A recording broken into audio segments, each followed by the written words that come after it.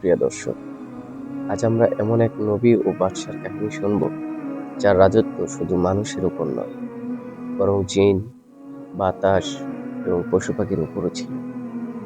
তিনি হলেন হযরত সুলাইমান আলাইহিসসালাম। কিন্তু এত বিশাল ক্ষমতার অধিকারী হয়েও তিনি একটি অতি ক্ষুদ্র পিঁপড়ার কাছ থেকে এমন এক শিক্ষা পেয়েছিলেন যা আমাদের প্রত্যেকের জীবনের জন্য অত্যন্ত গুরুত্বপূর্ণ। ভিডিওটি শেষ পর্যন্ত দেখুন, কারণ এর শিক্ষা আপনার জীবন দেখার দৃষ্টিভঙ্গি বদলে দিতে পারে। একবার হযরত সুলাইমান আলাইহিসসালাম তার বিশাল বাহিনী নিয়ে সফরে বের হলেন। এদিকে হাজার হাজার শক্তিশালী জিনের দল, অন্যদিকে অগণিত মানুষের সৈন্যবাহিনী।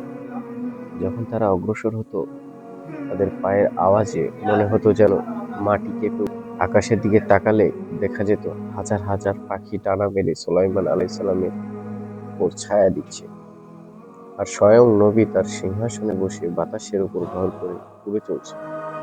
আল্লাহ এমন অসীম কুদরত আর শান শওকত দেখে যে কেউ অবাক হয়ে যেত। বাহিনী চলতে চলতে এক গভীর উপত্যকায় পৌঁছল, যা ছিল পিঁপড়াদের জনপদ। সেখানে ক্ষুদ্র পিঁপড়া তার সঙ্গীদের উদ্দেশ্যে সতর্কবাণী দিল।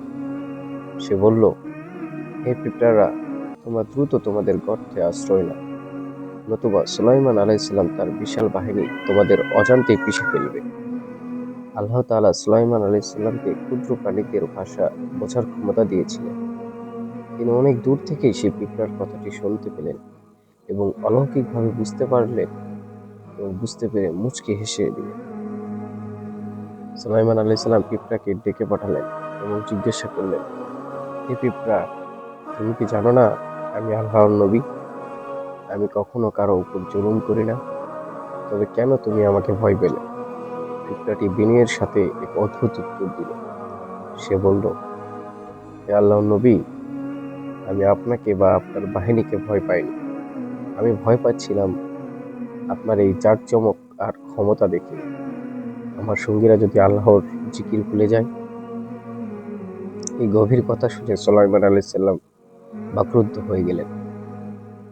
সুলাইমান আলাইহিসসালাম পিঁপড়াটির বুদ্ধিমত্তা পরীক্ষার জন্য তাকে একটি পাত্রে একটি মাত্র গমের দানা দিয়ে 1 বছরের জন্য আটকে রাখলেন। 1 বছর পর তিনি দেখলেন পিঁপড়াটি দানার অর্ধেক খেয়েছে। অবাক হয়ে নবী জিজ্ঞেস করলেন, তুমি পুরোটা খেলে না কেন? পিঁপড়াটি উত্তরে বলল, আগে আমার রিজিকের দায়িত্ব ছিল আল্লাহর উপর। আমি জানতাম তিনি আমাকে কখনো ভুলবেন না, কিন্তু এখন আমার রিজিক আপনার হাতে।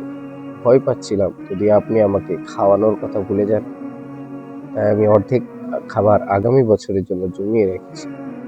সুপ্রিয় দর্শক, এই ক্ষুদ্র প্রাণটি আমাদের শিখিয়ে দিল যে সব ভরসা যেন একমাত্র আল্লাহর উপর। কারণ সৃষ্টি দায়িত্ব মানুষ ভুলে যেতে পারে, কিন্তু স্রষ্টা কখনো ভোলে না। ভিডিওটি যদি আপনার মনে রেখাপাত করে থাকে, তবে অবশ্যই শেয়ার করুন এবং এমন আরও শিক্ষণীয় ভিডিও পেতে আমাদের চ্যানেলটি সাবস্ক্রাইব করে রাখুন। আল্লাহ আমাদের সবাইকে বোঝার হেদায়েত দান করুন। আমিন।